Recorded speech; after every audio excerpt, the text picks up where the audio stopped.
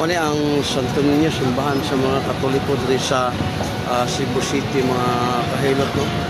Ang nakalindot ano nila kay taga Domingo, mamasyal din sila dito sa Santo Niño tungod sa ilang pagtuo. Muna siya, puros ni siya buhi, wala ni patay dito. Matay na siya. Shout out!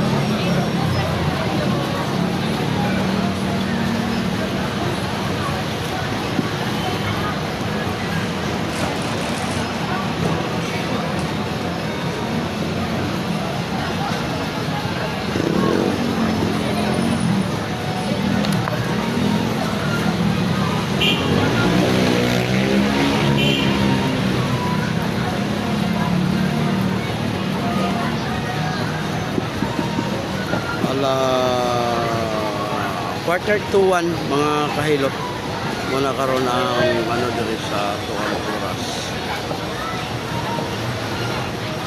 Tagtaot mag-alauna na, no? Yan nata diri sa ay shopping center diri sa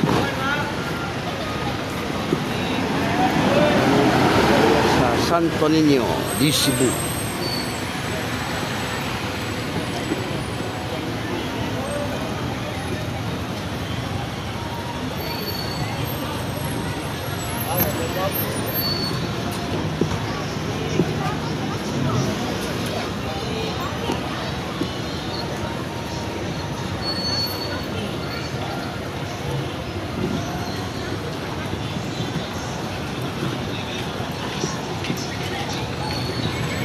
Kumanan sila o kuan ng dasal ni Santo Niño.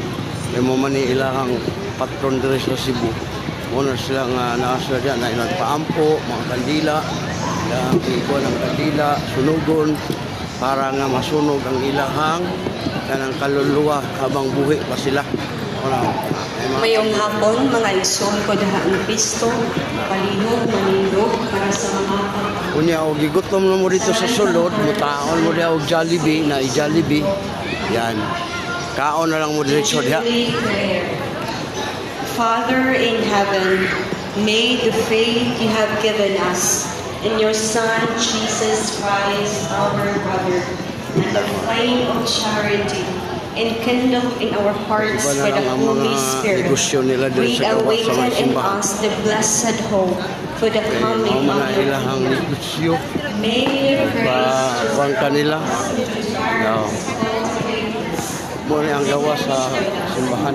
Grabe po ang mga business, tubig, kumplito. Kanan nga gusto ni mo diri.